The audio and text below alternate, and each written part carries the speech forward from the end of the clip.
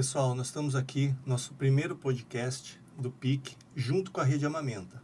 Então, eu tenho a felicidade, a honra de estar fazendo essa parceria junto com a Rede Amamenta. E estou com a Bia, com a Beatriz aqui, com a Helenice, que vão falar sobre a prematuridade. A gente está no Novembro Roxo, né? Mas quem vai fazer toda essa mediação, mostrando essa parceria e conversando, fazendo esse bate-papo com elas, é a Mayra, que está aqui.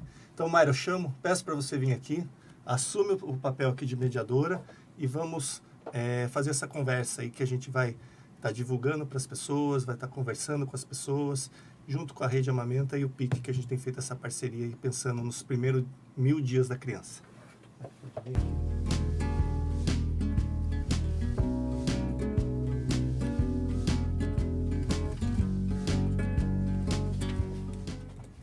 Olá, pessoal. Bom, eu sou Mayra Pinho, eu sou nutricionista e hoje eu estou aqui representando a Rede Amamenta Campinas. Nós somos uma organização da sociedade civil e lutamos aí pelo aleitamento materno na nossa cidade. Primeiro de tudo, agradeço aí a parceria com o PIC, que é o Plano da Primeira Infância Campineira, que em parceria estamos nesse primeiro podcast aqui, dessa vez para falar sobre o Novembro Roxo, que Novembro Roxo é o mês aí da conscientização da prematuridade. Então, hoje a gente tem aqui a nossa professora, doutora do curso de enfermagem da Unicamp. Ela que também é pesquisadora na área da saúde da mulher e da saúde do recém-nascido, incluindo aí o aleitamento materno, né? E também atuou por muitos anos na UTI neonatal e hoje ela orienta os alunos que estão nessa jornada aí pela profissão nessa área do recém-nascido. E a gente também tem aqui a enfermeira Beatriz Pera, que é mestre e doutoranda em Ciências da Saúde, que trabalha na UTI neonatal do Hospital da Mulher, o CAISM, na Unicamp, e também é consultora do aleitamento materno. A gente também tem o prazer de ter vocês aí como nossas parceiras da rede, então sejam muito bem-vindas aqui nesse podcast. Muito obrigada. Então vamos agora aí, né, entrar nesse mundo cor-de-roxo e falar aí sobre a questão da prematuridade. Acho que, primeiro de tudo, acho que fica legal a gente aí falar um pouco sobre o que é ser um bebê prematuro, acho que as principais causas da prematuridade e também qual que é esse cenário atual do Brasil em relação à prematuridade. É um bate-papo, vocês fiquem muito à vontade, podem ir falando juntas, podem ir comentando juntas sobre o assunto. Bom, então, obrigada pelo convite, né, pra gente. É um prazer estar aí junto com a Rede Amamenta Campinas. Falando um pouquinho sobre questões gerais da prematuridade. Então, é considerado prematuro todo bebê que nasce antes de completar 37 semanas de idade gestacional. E aí, esse bebê prematuro, ele vai ser classificado quanto a uma série de coisas. Então, uma delas, por exemplo, é o peso ao nascer. Então, se ele nasceu com um peso adequado para a idade gestacional que ele nasceu, se ele nasceu muito pequeno, se ele nasceu muito grande. E também quanto à prematuridade em si desse bebê. Se ele nasceu abaixo de 28 semanas, então, para quem já está fazendo cálculo aí, né? Ali mais ou menos com 7 meses, esse bebê é considerado um prematuro extremo. A gente tem o bebê que também é um prematuro moderado e também os prematuros tardios, que são os bebês que nasceram de 35 semanas a 36 semanas e 6 dias. E esse é um grupo, falando, né, de estatística, é um grupo interessante da gente olhar, porque 70% mais ou menos dos bebês que nascem prematuros estão nesse grupo, de 35 semanas a 36 semanas e 6 dias. E eles muitas vezes nascem muito parecidos com os bebês termo. Então, quando a família olha, né, fala, nossa, mas ele nasceu gordinho, ele nasceu grande. Só que o bebê prematuro, claro que devido, né, à idade gestacional que ele nasceu, ele vai ter uma imaturidade fisiológica, né, então neurológica, funcional, que vai depender da idade gestacional que ele nasceu. Então, mesmo que ele tenha nascido de 36 semanas e o termo é 37, a gente não pode esperar dele a mesma coisa que a gente vai esperar de um bebê que nasceu no tempo que seria ideal para se nascer. Hoje, existe um relatório no mundo, né, que chama Born Too Soon, que é um relatório que mostra a prematuridade no mundo. E o Brasil, ele tinha uma taxa de 12% de bebês nascendo ao ano prematuros. E nos últimos 10 anos, esse relatório foi lançado esse ano, ele caiu aí a prematuridade para 11,1%. Aí você pensa, nossa, 11,1%, que maravilha, caiu. E realmente, as políticas públicas e também as privadas, elas têm mostrado efetividade, só que 11,1% ainda é muito bebê prematuro. Bastante, né? No DataSUS, no ano passado, foram quase 300 mil bebês que nasceram prematuros. Isso é muita coisa, porque se a gente parar para pensar em número, 300 mil. Só que se a gente olha, são 300 mil crianças impactadas, 300 mil famílias que vão ter que lidar com essa situação da prematuridade, e o sistema de saúde vai ter que absorver 300 mil crianças que precisam de uma internação, de equipamentos, profissional especializado, de um acompanhamento especializado depois também, porque não é só sair da UTI, né? Essa criança precisa de um acompanhamento terapeuta ocupacional, enfermeiro, com fisioterapeuta, com fonoaudiólogo, com toda uma equipe multiprofissional para poder atender as expectativas, né? Para poder ter um bom crescimento e desenvolvimento. E existem questões, né, envolvendo os fatores de risco, que a Lenice consegue até falar melhor para a gente sobre isso, mas um dos principais, falando em estatística, é que o Brasil ainda é um país que tem muita cirurgia cesariana, que é um dos fatores. Então, mais de 50% dos partos no Brasil ainda são de cirurgia cesariana. E não é o fator principal, se você, nossa, todos os bebês nascem prematuros por isso, não. Mas podem nascer por isso também. Sim, sim. Sobretudo no setor privado, né? Onde a cirurgia cesariana acaba sendo agendada, né? Eletiva. Mas, assim, pegando um gancho com as coisas que a Beatriz falou, o prematuro em si, ele tem uma série de especificidades, né? Que ele, ao ser internado, ele apresenta, dependendo da idade gestacional, dificuldade para manter a temperatura corporal, risco para infecção, né? Algumas dificuldades respiratórias. Então, ele precisa de toda uma assistência. Isso vai depender muito do grau de prematuridade e do peso, né? Por exemplo, um bebê que nasce com 28 semanas, que é uma prematuridade que a gente considera extrema, mas tem um peso adequado para 28 semanas, ele tem um processo mais ameno do que um bebê que, além de ter nascido com 28 semanas, tem uma restrição de crescimento intrauterino, então é menor, né, tem menos peso. Então, daí a importância desse acompanhamento pré-natal e de trabalhar também com os fatores de risco, né? E é interessante que, se por um lado, esses números são assustadores, né? O número de bebês prematuros ainda é algo que nos preocupa muito, a assistência neonatal tem evoluído muito.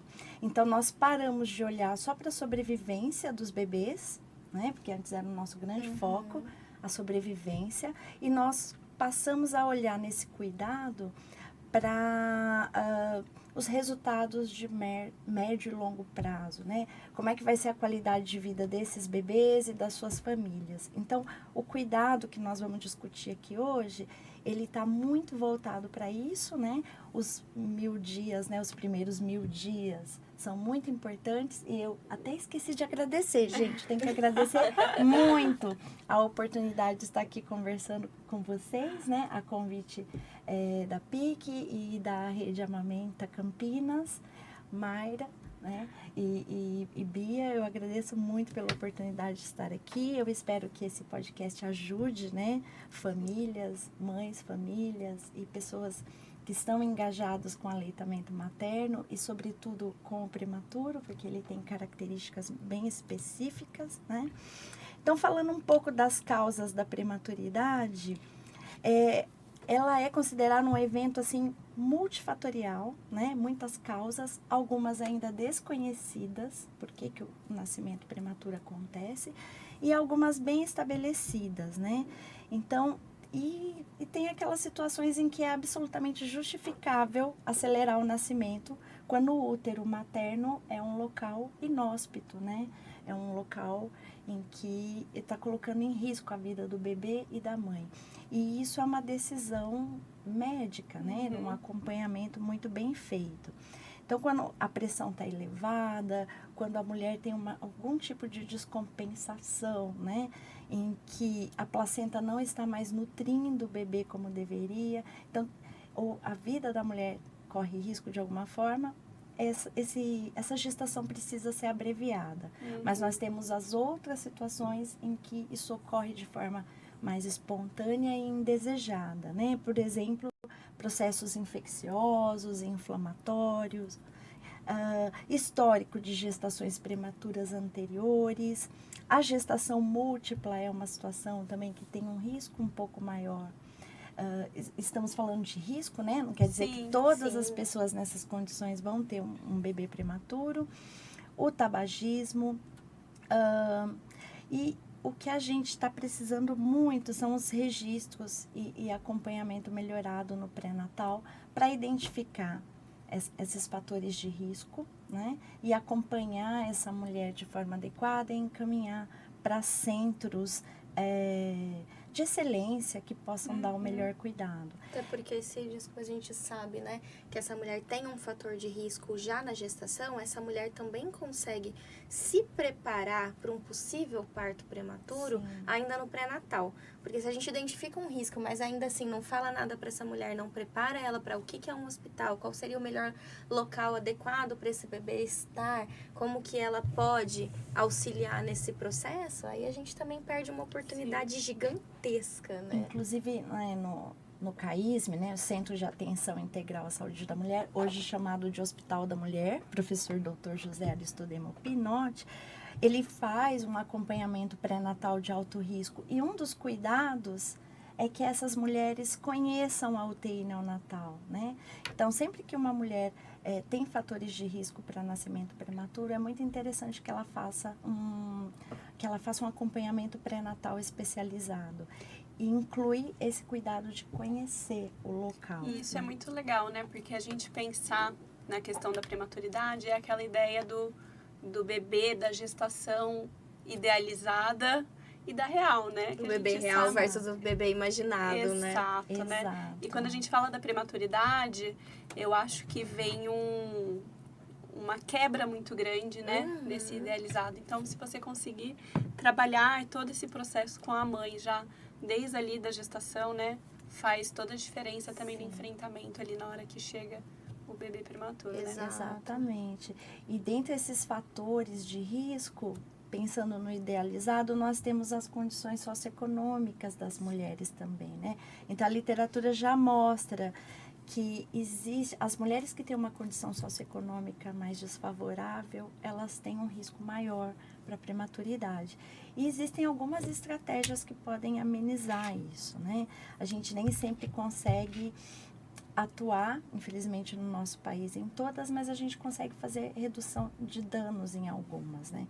Mas a literatura fala que ocupação, renda, escolaridade, a classe social está mais, as mulheres menos favorecidas estão mais sujeitas a partos prematuros. Inclusive, a mortalidade dos bebês prematuros ela é maior em países de baixa renda.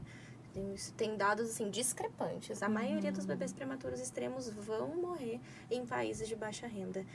Que é diferente nos países que têm uma melhor condição, acho que justamente por essa questão hospitalar, né? A atenção, ela é melhor, os equipamentos são melhores, mas a equipe também é melhor preparada para lidar com essas questões, né? Cada vez mais prematuro o bebê nasce, a gente vai precisar de mais aparato, a gente vai precisar de mais conhecimento, de mais tecnologia.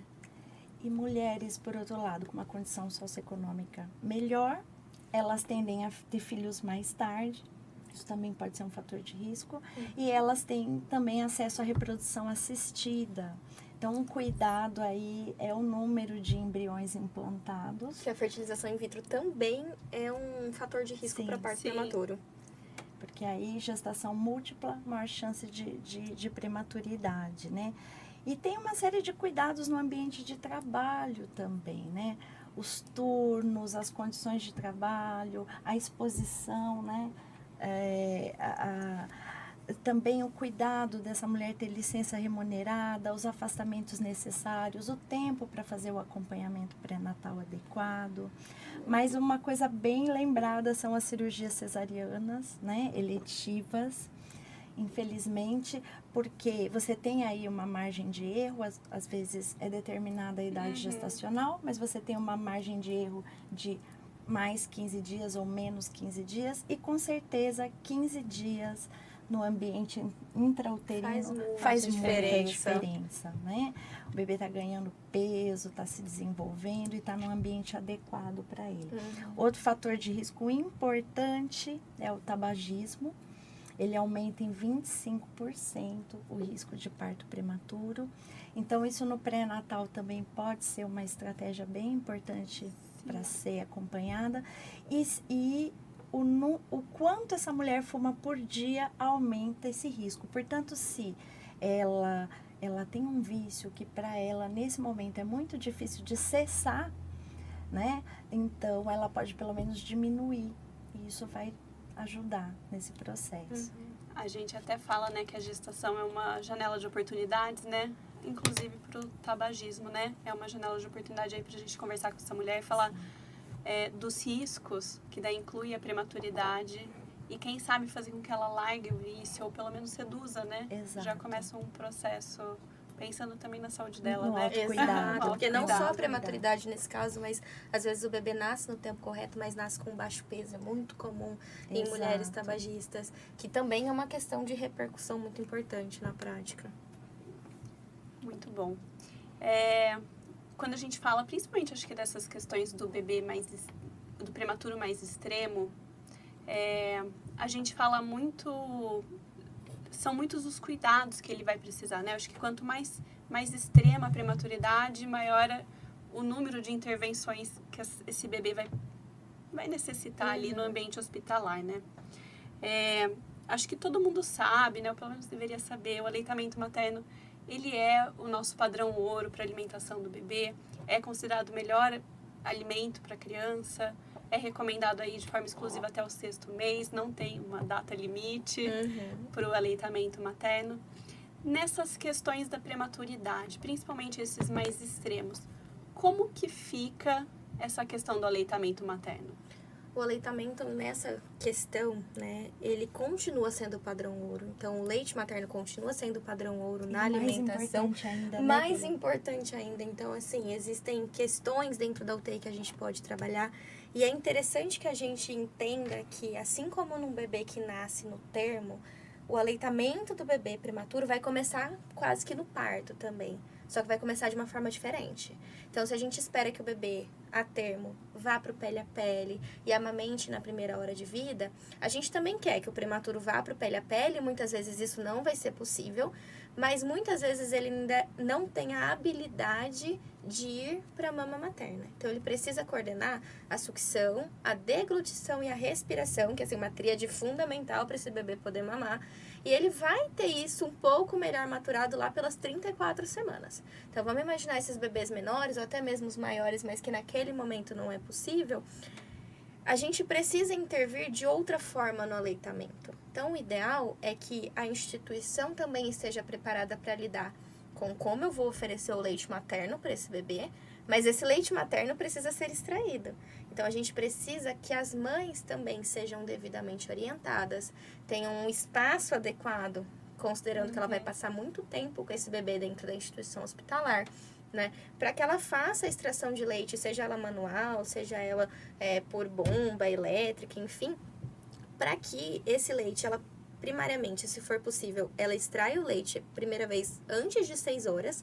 Então, por isso que já começa quase no parto. A gente precisa de orientação, a gente precisa que ela comece essa produção de leite, né? Assim, no sentido, o corpo dela vai começar a produzir, mas a gente precisa fazer uma manutenção dessa produção, porque se eu esqueço o aleitamento de lado e vou pensar dali a 30, 60, 90 dias, dependendo do tamanho desse bebê, aí eu vou pensar em aleitamento materno, aí eu já perdi uma janela gigantesca em que esse bebê não estava recebendo o leite da mãe, para começar. E segundo, eu vou chegar lá no final e vou falar assim, tá, mas essa mãe, ela nem estava estimulando para ter leite, agora eu vou ter que correr atrás disso. O processo é mais difícil para retomar uma produção láctea de um bebê que já vai ter dificuldade, muitas das vezes, por causa da imaturidade para poder mamar. Então, é interessante que os centros que tem, né, tem muitos lugares, aqui em Campinas a gente tem lugares com banco de leite, que é muito bem estruturado, então é interessante para que essa mulher consiga fazer a extração tanto dentro do hospital, quanto na casa dela. Ela precisa ser orientada que essa extração tem que ser frequente. Então, a gente sempre brinca no aleitamento, né? Que é como se fosse uma fábrica. Então, se eu tenho demanda de um produto, aquela fábrica vai produzir. Se a demanda é maior, vai produzir mais. Se eu não tenho demanda, eu vou parar de produzir. Para que eu vou ficar gastando energia à toa, né? Com esse processo. E é a mesma coisa. Só que com mães de bebês prematuros, existe uma questão de que esse parto prematuro aconteceu, às vezes o nível basal de prolactina dela, que é o que produz o leite, ó, já é um pouco mais baixo. Isso pode atrasar um pouquinho a apojadura, que é a descida do leite. Mas a mama em si, ela já é fisiologicamente capaz de amamentar. Então, ela pode fazer extração de leite, ela deve fazer extração de leite. E o como a gente vai oferecer esse leite é que fica a questão, né? Mesmo os bebês que ficam em jejum, então ele não pode receber nenhum tipo de dieta. Existe uma questão que é a imunoterapia com leite materno. Antigamente a gente chamava de colostroterapia, mas hoje se fala aí em fazer isso com leite materno em todas as suas fases, que é aproveitar a parte imunológica do leite materno. A gente não está falando de nutrição, está falando de parte imunológica. São algumas gotinhas na mucosa oral do bebê, então cada ladinho da bochecha. E só de fazer isso com frequência ao longo dos dias, mesmo no bebê que não recebe dieta, a gente já tem dados mostrando na literatura maior prevalência do aleitamento materno na alta, menor taxa de infecção, esse bebê consegue tolerar a dieta no futuro de uma forma melhor. Então, a gente começa com o aleitamento com gotinhas, né? A gente começa com uma quantidadezinha de leite que às vezes elas olham, né? Elas extraem o leite e falam, nossa, mas eu não consegui tirar nada. Só que o que essas gotinhas vão fazer por aquele bebê? Então, ela precisa, a equipe precisa conscientizar muito essa mulher, sabe? Trabalhar muito com essa mulher sobre o que ela tem que fazer agora. No começo, ela deve extrair pelo menos a cada 3 horas esse leite, inclusive à noite. E não é raro quando a gente encontra mães que chegam e falam assim, eu não tirei leite hoje para chegar hoje no hospital e ter mais. E aí a gente sabe que não vai acontecer assim, é o contrário que está acontecendo. O leite dela vai diminuir a produção e ela vai chegar num ponto da internação e falar assim, eu não tenho leite para dar para o meu bebê. Será que foi? Lógico que tem toda a situação, é muito difícil se ter um bebê internado, nem consigo imaginar em relação a um bebê prematuro. Só que se ela não tem uma orientação adequada, pior ainda esse prognóstico, né? Sim. E é interessante, voltando a falar de pré-natal. Então, se você identifica que existe um risco de nascimento prematuro, e independente disso, né, uma estratégia importante é sempre falar de aleitamento materno com toda e qualquer gestante, mas em especial a mãe do prematuro, ela vai ter um desafio adicional, né? Porque o prematuro ele vai ter características que durante um longo tempo, mesmo que ele esteja clinicamente bem, e alguns não estão, né?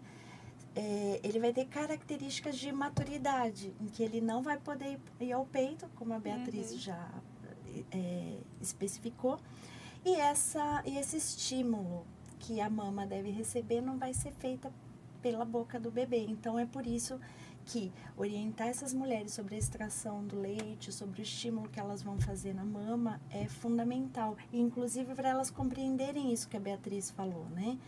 Que a produção é a partir da demanda. Então, se eu não estou extraindo, meu corpo entende que eu não preciso produzir. Então, é muito interessante que todos os serviços acompanhem essas mulheres, né? Explicando e reexplicando diariamente para elas o que está acontecendo. E dando condições também para ela extrair esse leite, né? Porque imagina, ela vai passar 12 horas dentro da instituição hospitalar. Se eu não tenho um local para extrair o leite, se esse leite vai ser extraído e jogado fora, o que é isso no imaginário dessa mãe? Então, para que eu estou fazendo isso? Se eu não posso oferecer meu leite para o meu bebê, se meu leite vai estragar, eu não consigo fazer isso. Desestimula. Desestimula completamente. E existe também a questão de como a equipe vai oferecer esse leite. Porque a gente pensa, ok, no começo a gente vai oferecer por sonda para muitos bebês, então não vai ser por via oral, esse bebê vai receber direto no estômago. Mas e na hora que ele for receber por boca? E quando essa mãe não tá lá? E a complementação? A OMS recomenda que a complementação de dieta, isso para o bebê prematuro, para o bebê a termo, seja feito por copo. Porque o copo, o bebê fica com a abertura de boca mais ampla, a língua faz um movimento mais similar com a da mama materna, é o bebê que tem que sorver, que a gente chama, né, buscar o leite ali no copo. Só que se eu faço todo esse trabalho, extraio o leite, faço tudo, vou oferecer e ofereço por mamadeira, né? Aí a gente tá quebrando um processo, não que o leite vai deixar de ter sua importância, vai continuar tendo, vai continuar sendo bom pro bebê. Só que imagina um bebê que já é imaturo, vai ter que aprender um movimento completamente diferente da mama materna. Então, um movimento que ele é mais simples, ele vai ter um fluxo muito mais fácil. Aí a gente entra na confusão de bicos e confusão de fluxo, que já é muito comum no bebê a termo. Imagina no bebê no prematuro que nasceu antes do tempo. Né? Exato. E voltando a falar dessa importância, né, do leite humano, de preferência sempre o materno, mas se ele não estiver disponível, o leite humano para o prematuro, porque ele é espécie específico. O prematuro tem uma motilidade, né, o movimento gastrointestinal mais prejudicado, a digestão também mais complicada. Então, é fundamental que seja o leite materno e não uma fórmula, né? Nós reduzimos muito os casos de enterocolite necrosante, que são comuns, é um processo inflamatório grave e que pode ter, inclusive, destruição do tubo digestivo, em que seja necessário cortar pedaços, né? Por causa de necrose, por causa de morte celular. Quando você introduz leite artificial ou quando o bebê fica muito tempo em jejum. Então, essa avaliação é muito importante. E o mais bonito também é que o leite da mulher prematura, da mãe prematura, é específico para a necessidade do prematuro. Então, quando o bebê nasce prematuro, ele precisa de mais calorias, né? Ele precisa de mais gordura, ele precisa de mais agentes imunobiológicos, e o leite da mulher que teve um parto prematuro, ele tem essas características. Então, o banco de leite em si, né, e mais proteína também, né? Sim, ele também tem menos alguns fatores que o bebê, por causa da imaturidade, ele não conseguiria digerir, ele não conseguiria absorver. Então, o leite é como se fosse balanceado para aquela criança. É feito incrível. Específico, né? Exato, é incrível. É uma coisa maravilhosa, né? É perfeito. É perfeito. E a gente, com toda a tecnologia que nós temos, nós não conseguimos reproduzir essas características do leite humano, né? Então, realmente é algo para ser muito valorizado. E é uma tecnologia leve, né? Então, e um cuidado que os bancos de leite precisam ter é de realmente separar esses leites para o prematuro receber o leite específico da mãe dele ou de uma doadora que esteja na situação de nascimento prematuro também, né?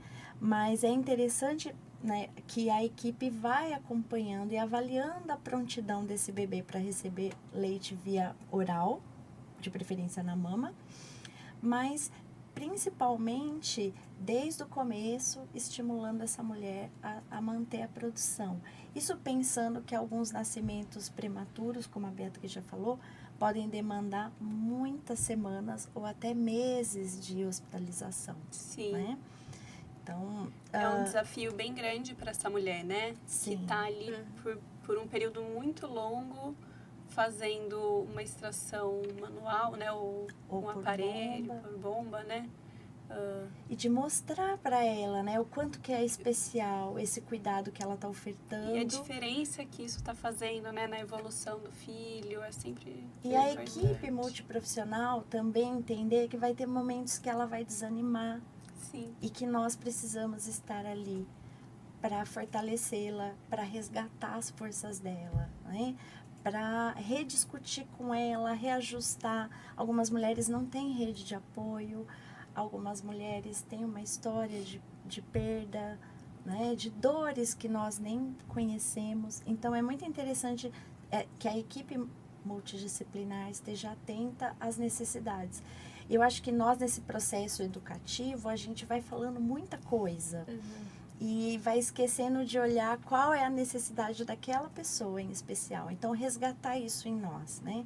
de perguntar o que ela quer saber, o que ela precisa, né? E quais são as dificuldades específicas dela. Porque algumas vezes eu oferto informações das quais ela não precisa, ou ela tá com dor, ou ela tá com medo, e eu não tô percebendo quem ela é, né? Mas ao longo de todo esse processo, percebendo a mulher, nós precisamos ofertar informações sobre extração, armazenamento, transporte do leite, mas também olhar para ela, né? E identificar junto com ela pessoas significativas que podem dar suporte na família, na comunidade, ou profissionais com quem ela se identifica mais para fazer perguntas na equipe. Então, esse é um trabalho muito bonito para dar continuidade para o aleitamento materno relacionado à prematuridade. Nesse contexto, eu acho que é importante a gente citar que a gente pega esse gancho de questões emocionais, questões de vínculo e também do próprio aleitamento em si, que eu citei o pele a pele lá no início, lá no trabalho, né, assim, na hora do parto, mas se a gente tem uma instituição que afirma isso para a mulher a todo momento, você pode pegar o seu bebê, claro que com estabilidade clínica adequada, mas você pode tocar no seu bebê, isso faz diferença para o seu bebê, você pode ficar com ele na posição canguru, então no pele a pele dentro da UTI neonatal, com o bebê às vezes entubado, né, crianças que estão muito graves, mas que podem ter o contato com a mãe. Então, olha a diferença, porque nessa questão do bebê real e do bebê imaginado, ela já teve um bebê prematuro.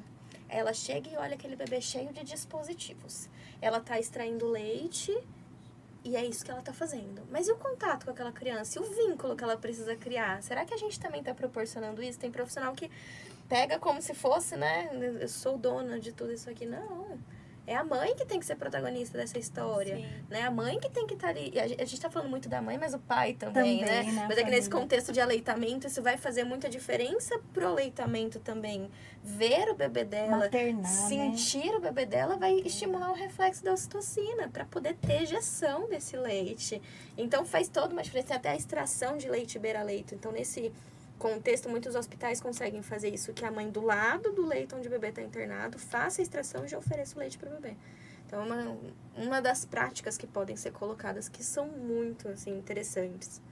Muito interessante mesmo, né? Essa da ordenha já ali, né? A extração ali do lado da criança acaba, acho que, contribuindo muito para esse vínculo, né?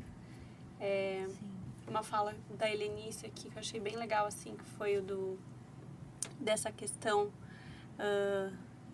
da escuta ativa, né? Acho que todos nós profissionais, né? Às vezes a gente entra na rotina, né? Naquela coisa do mecânico e a gente nunca pode esquecer isso, que a gente está num ambiente hospitalar de uma UTI neonatal, que é algo super, acho que delicado, né?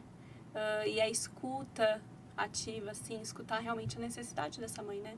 Às vezes a gente está idealizando uma necessidade que, na verdade, às vezes é nossa, né? Exato. E, então, isso também eu acho que é algo super importante, o escutar e o acolher, né? E a gente tem no cenário aqui no Brasil, né?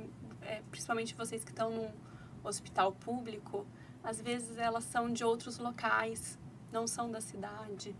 Então, elas não estão nem com a rede de apoio primária, né? Que são os familiares, os amigos. Sim. Próximo, né? Ou levam horas para chegar até o hospital todos os dias. E aí acaba, né? que os profissionais ali que estão o contato direto com elas, que acaba sendo essa rede, né? Então, acho que isso é muito importante aí, principalmente para a formação, né, dos nossos profissionais. A gente sempre tem que lembrar desse ponto, né? Identificar o valor dessa tecnologia leve, né? Sim. Que é a relação humana. Exato. Né?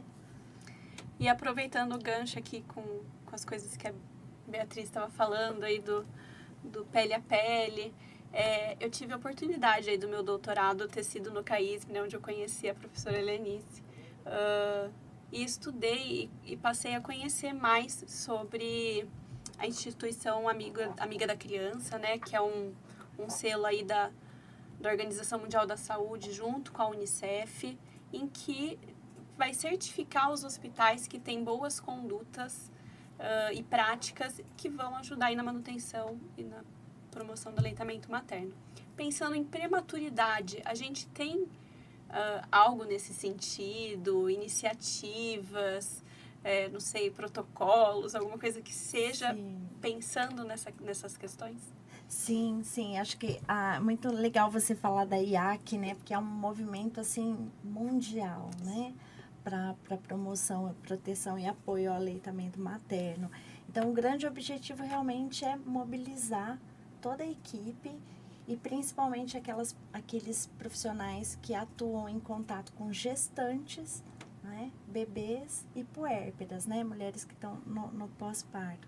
Então, e um dos objetivos também é acabar com a distribuição, né, de fórmulas, chupetas. A própria NBCAL também entra nesse contexto, né? Não é só na fórmula do mercado que está em casa, mas a que chega no hospital também. Que antes era uma prática, né? Nas maternidades, infelizmente, pode ser que ainda sejam muitas, né?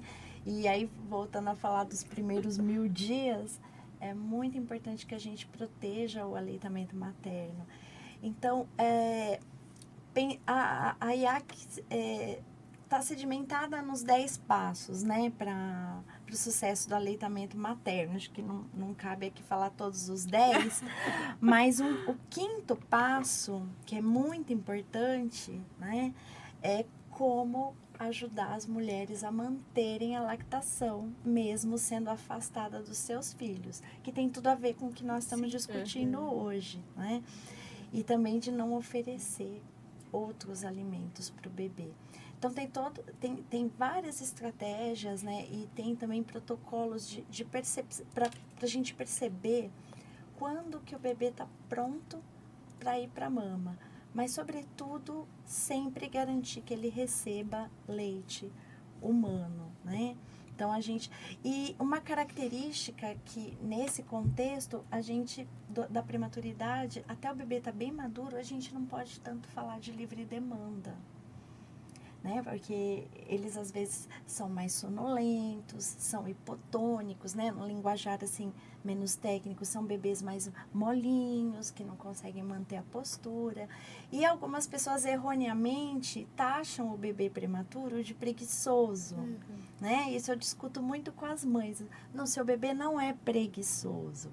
Ele é prematuro e a natureza é muito sábia, ele está poupando energia, e ele é mais sonolento para ele crescer e se desenvolver fora do útero, que ele deveria estar no útero, dormindo a maior parte do tempo, né? Então, nesse cuidado, uma estratégia muito importante é essa equipe multidisciplinar saber as especificidades do bebê prematuro e da família prematura e perceber isso. E, por exemplo, ajudar essa mulher a compreender que às vezes o processo não vai ser o idealizado, né? Aquele bebê que vem amadurecendo e cada vez o aleitamento vai ficando melhor e melhor e melhor e melhor. Mas que a mulher entenda que cada mamada é única, em algumas mamadas ele está mais acordado, em outras menos, e que em alguns momentos a gente pode precisar voltar a usar o catéter gástrico. E isso não quer dizer que tudo acabou, que está tudo perdido, mas que ela receba o nosso suporte para entender que é um processo de amadurecimento, de aprendizado tanto dela quanto do bebê, e da gente ter paciência e ensinar essa mulher a ter paciência também, né? Eu acho que todos nós, a gente tem que estar muito junto e também mostrar isso para os outros familiares que acompanham, né? Porque algumas vezes você vê o marido cobra desempenho, né? Cobra desempenho dela, cobra desempenho do bebê, ou uma avó, uma tia, né? Que pode ter o suporte. Agora, com o advento, a nossa unidade neonatal no CAISM sempre foi muito aberta para a família, muito. Agora, com o advento da pandemia, ficou um pouco mais restrito, mas ainda muito mais aberta do que, infelizmente, várias unidades neonatais no nosso país, que a gente deveria repensar isso com urgência, porque o cuidado ao prematuro envolve a família, não faz nenhum sentido a família ficar fora. Eu sempre tenho necessidade de falar isso, quem infecta o bebê, quem traz micro-organismos patogênicos para o bebê não é a família, somos nós, profissionais de saúde. Inclusive, o Estatuto da Criança e do Adolescente preconiza que essa mãe ou esse pai esteja 24 horas com a criança. Então, assim, se existe algum lugar que ainda barra pai e mãe, tá até contra a lei, né? Tá muito errado. E pensando em aleitamento materno e prematuridade, essa mulher também vai passar para esse bebê anticorpos que ela está desenvolvendo a partir da presença dela naquele momento, naquele local. Tá? Então, é sempre muito, muito importante. Então, a IAC, ela preconiza que todas as pessoas sejam envolvidas, né, nesse cuidado. E essa questão também, né, que a Helenice trouxe, que a avó tem uma opinião, o pai tem uma opinião, às vezes essa própria mulher tem uma opinião, tem história de amamentação anterior, que o bebê não era prematuro. Entender que até mesmo aquilo que a gente faz de manejo para um bebê que nasceu a termo vai ser diferente. O posicionamento para a gente colocar esse bebê para mamar, por ele ser mais sonolento, é diferente. Então tem que aprender uma série de artimanhas aí diferentes que tanto o profissional tem que ter esse manejo clínico adequado, mas a mulher, a mãe, o pai entender que, olha, não era bem assim, né? Assim, não, vamos aprender de uma forma diferente, porque esse bebê vai demandar isso. Uhum. E tem um outro programa, podemos chamar assim, né, que é interessante, além da IAC, que é o método canguru. Então, a gente citou o pele a pele, que as pessoas acham às vezes que o método canguru é só colocar o bebê no pele a pele, mas não é. A posição canguru, que é deixar o bebê sem roupa, só de fraldinha, junto com a mãe ou com o pai, faz parte do método canguru, mas que é muito importante também. Mas o método canguru, ele começa lá no pré-natal. Então, a gente volta no pré-natal, né? De conscientizar essa mãe, de entender qual é a instituição que eu posso levar meu filho se eu tiver, então, um bebê prematuro. Onde que é melhor eu ter esse parto prematuro? Qual instituição vai atender melhor a demanda do meu filho? Durante a internação, esse bebê vai ter um contato muito maior com a mãe e com o pai, porque a instituição busca isso, busca trazer o toque terapêutico, trazer a posição canguru e também estratégias para desenvolvimento do cérebro dessa criança da melhor forma possível.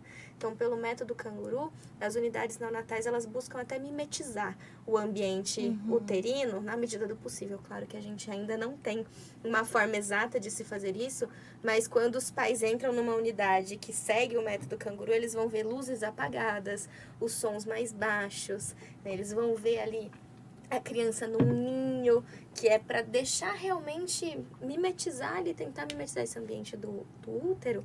E na alta o programa também se segue, porque a alta do prematuro é uma questão muito importante.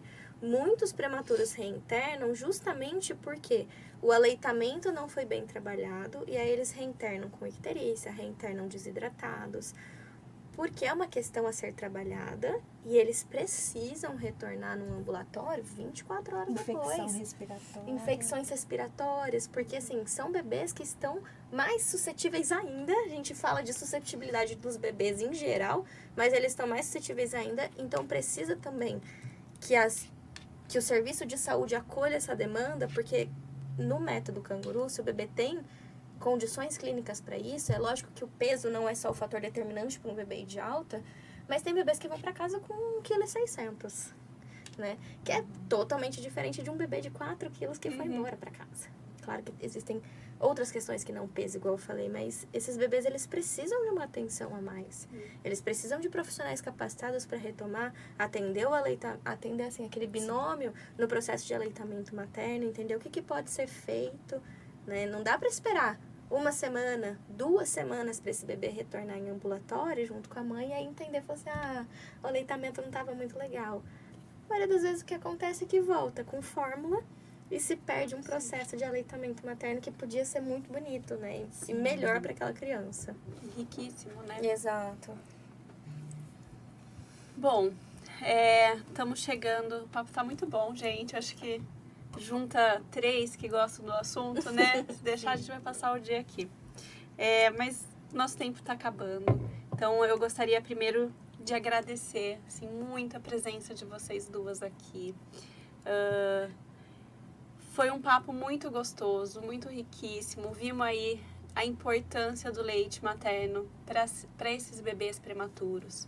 As diversas formas que a gente tem de oferecer hoje, que não são mamadeira, né? A gente tem muitos estudos mostrando a vantagem desse leite nessa fase da vida para esses bebês, a importância disso já ser trabalhado antes mesmo de acontecer a prematuridade, né? Da gente identificar esses riscos e já preparar essas famílias. Eu acho que foi muito legal a gente também trazer agora esse final a questão da família, né? A importância dos hospitais também acolherem não só a mãe, né? E acho que isso não só no prematuro, né? Eu acho que a família tem que estar envolvida independente da idade de nascimento desse bebê, né? Não só no aleitamento materno, mas na criação aí, né? Foi um papo muito legal. Prematuridade é um tema que a gente tem que sempre trazer, a gente precisa falar, acho que para acolher essas famílias, para quebrar tabus que ainda existem em cima da prematuridade, né? E também em cima do aleitamento materno. Então, acho que foi um assunto muito importante, muito relevante, principalmente agora nesse Novembro Roxo, né? Vou deixar uns minutinhos para vocês, se vocês quiserem falar alguma coisa, colocar alguma coisa que vocês acham importante, fiquem à vontade. Eu queria agradecer mais uma vez pela oportunidade de estar aqui com vocês, duas pessoas que eu admiro muito, que tenho muito carinho, parabenizar, né, a PIC e a Rede Amamenta Campinas por essa iniciativa e por tantas outras tão bacanas, né, que têm sido feitas em parceria. Eu queria falar da importância da gente também instrumentalizar essas mulheres sobre os direitos delas, né?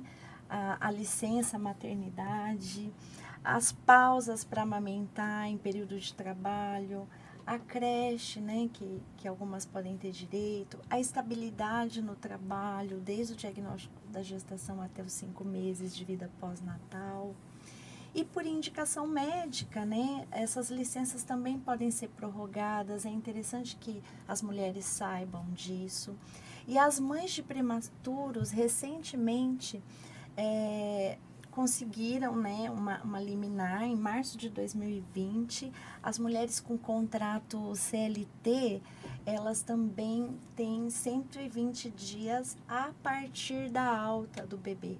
Porque sempre foi focado no nascimento, né? E quando a gente fala de prematuro, às vezes o prematuro vai ficar muito tempo hospitalizado. Então, é importante que essa mulher tenha um período, né? Para maternar, para amamentar, para desenvolver o papel materno dela e vivenciar isso da forma melhor possível, mais significativa possível. Então, muito obrigada. Até porque, né, só complementando o que a Lenice falou, a gente tem que lembrar uma coisa muito importante do prematuro, que é o fato de que a idade gestacional dele será corrigida. Então, um bebê que nasceu com 7 meses, né, então ali suas 28 semanas, a gente não pode esperar que ele vai começar a introdução alimentar, por exemplo, ao mesmo tempo. Então, ele vai ter um período, né, pós-alta de amamentação em livre demanda, que muitas vezes vai além dos 6 meses. Se ele passou 3, 4 meses internado, isso vai se estender. Então, como é que ficava para essa mãe, né, que precisava voltar, tinha mais 30 dias só de licença, passou 90 dias ali com o bebê internado, só tem mais 30 dias, e como é que fica essa questão? Como é que a gente absorve essa demanda? Então, isso foi um grande ganho, né, dentro da sociedade. Mas é isso, também gostaria de agradecer, muito bacana, a gente... Se ficar aqui, a gente fala de prematuridade por acho que a horas. gente esqueceu de falar também das redes de apoio, né? Acho que uma coisa bacana de falar das redes de apoio. Temos uns minutinhos. Vamos. Essas mulheres, as mães dos prematuros, elas podem se apoiar em organizações, por exemplo, Sim. como a Rede Amamenta Campinas, as unidades básicas de saúde também. Uma coisa bem importante que a IAC preconiza é que todas as gestantes e as mulheres recebam informação sobre onde ir se elas tiverem dificuldades, né, com aleitamento Sim. materno. se elas vão voltar no hospital, se elas vão para a unidade básica de saúde, né?